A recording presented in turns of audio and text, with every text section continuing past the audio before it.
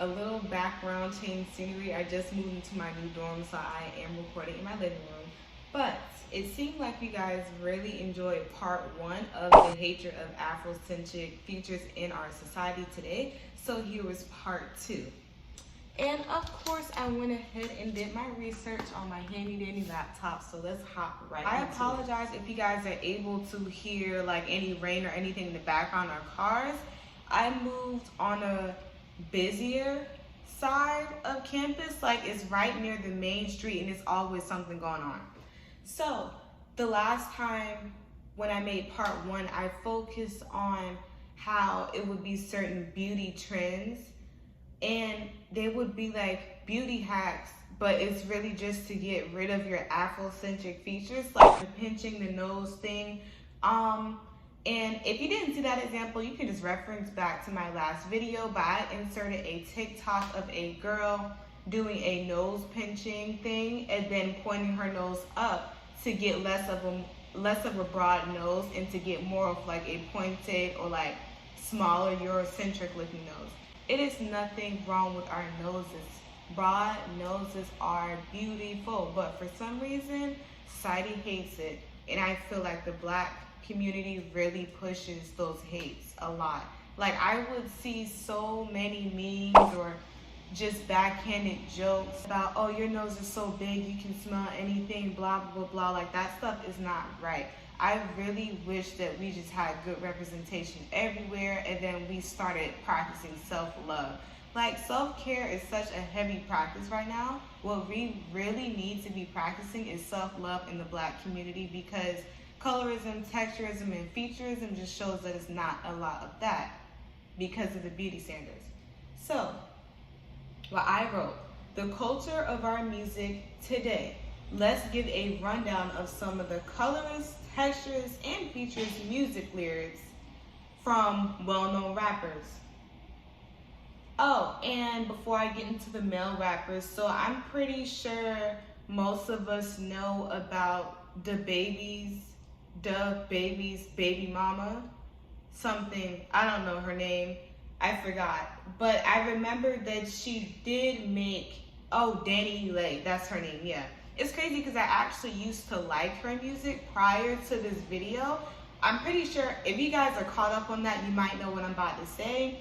But her controversial song, Yellow Bone. And the news outlet said that Yellow Bone was to get back at his first baby mama, so she's the second, but to get back at his first baby mama, which she was a beautiful dark-skinned woman.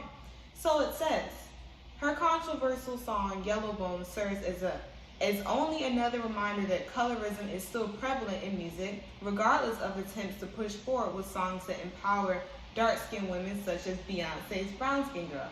Yellow Bone is a term used to describe light-skinned Black women, but can also include mixed-race women with lighter skin. By dedicating a whole song title to the term is enough to set alarm bells ringing, especially given these complexions are idealized. And mind you, I'm quoting this from metro.co.uk, and yeah, I think it's called phenotype, or that type of look is mostly like what is praised now today, and it's seriously damaging. A lot of people say, oh, it doesn't exist. Yes, it does. Like, it's literally a trend on TikTok. I don't know who the singer is, but like they would put a negative message first and then they put like pictures and be like, oh, this is what you missed out on. For a lot of the Black women doing, typically darker toned Black women doing this, it would be a guy sending her a message that says, where's your light skinned friend at? I don't like dark skins, or I don't like dark skins, or you're too dark, or you have to be lighter. So it's very much still alive, for sure.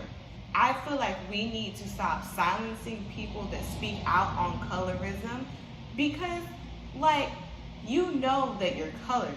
Why are you getting upset that we're calling you out? No, just let us have our space to talk about it. And another one, this one rapper, he was interviewed about these lyrics and he was so confident on his stance. Kodak Black. And before, I'm pretty sure you guys might know because this was a really, really popular one.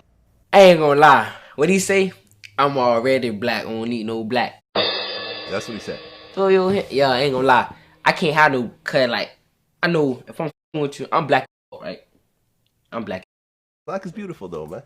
So I know if we gonna have a baby, So? I ain't with that. Why? 'Cause I'm already black. So? I can't. No.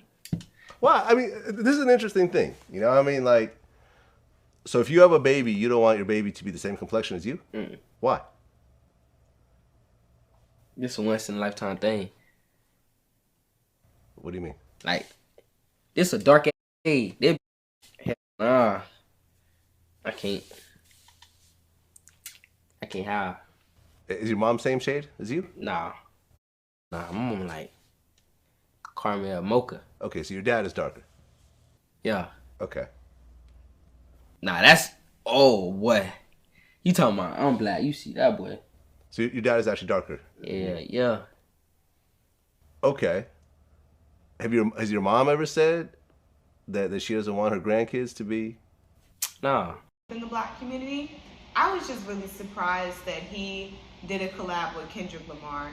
Like, maybe his wordplay was good or whatever, but I was like, dang, not Kendrick. Got this colorist fool on his track. Don't drag me in the comments if you're a Kodak fan. So, one example is a rapper, Kodak Black, saying in his song, Snap, Bleak, we're them yellow bones, I don't want no black, B-word, I'm already black, don't need no black, B-word. And here's another thing that usually comes up. So people would be like, they can have a preference, but usually a lot, it seems like with a good bit of black men online, their preference is rooted in self-hate. And it's not like, oh, I just prefer this. I feel like it's really weird to have a preference for a type of look. Like, I can get like, oh, you would prefer a person that likes ice skating. You would prefer a person that likes staying in with you, or a person who likes going out. Like, characteristics, I can see that. But how can you limit, how can you limit your love life to a look? It's just weird. Or like, you would prefer a person that likes dogs, you would prefer a person that likes cats, you would prefer a person that's a vegetarian. Like, characteristics make sense, but to limit your dating pool to a specific look is really weird to me. I don't know. Like, how do you guys feel about preferences? I just feel like it's really weird to limit yourself personally. And this is also what I wrote. I'm shocked, but at the same time not surprised when Kodak's lyrics especially. Our community constantly pushes this type of music without batting an eye.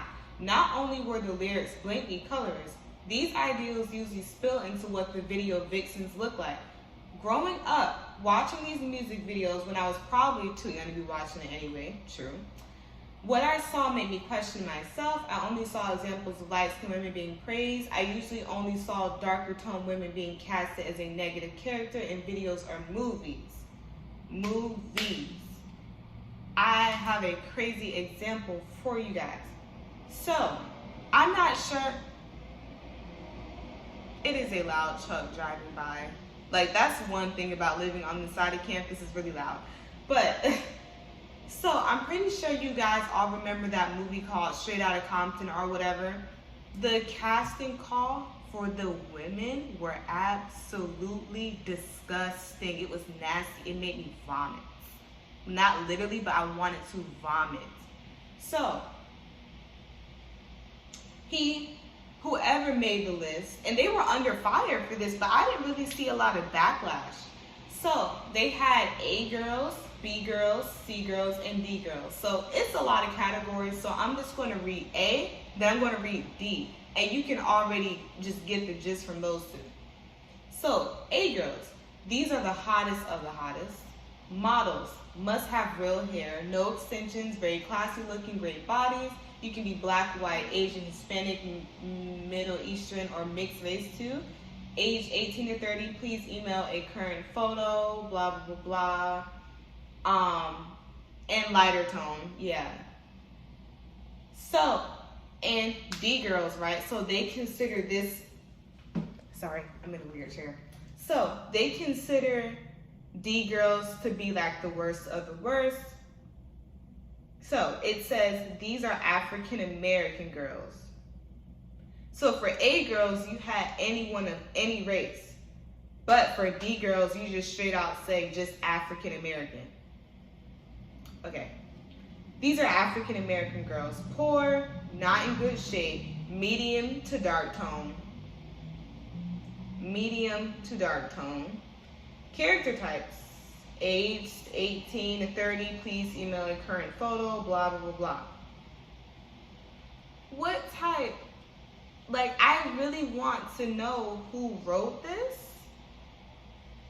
I actually tried to find who wrote this, but I cannot find it anywhere. But that's just how you know that, like, it's still very much alive. Like, even on some Netflix movies or something, they will always make the darker tone black woman be the villain. Or if it's like a movie just full of white people, the black man would usually be the villain. I just, like, why? Why? And it's just crazy because we would still support a lot of these artists and go and watch a lot of these movies, and then our outrage is just laughed upon, or usually, like, people don't take us seriously when we speak about it. Like, when will we just give dark-skinned women or women with type 4 hair like a place to speak on this? Because the discrimination against us is seriously real, and every time we speak up about it, like, people are like, oh, you're just making up words now, that doesn't exist, but it seriously does exist. Like, I've seen this engraved in so many black people, and it even happens in other races too. But of course, like, I'm just talking about my own group, but I've seen this deeply engraved in a lot of us. But thank you so much for watching part 2. I will be coming out with part 3 soon. Bye.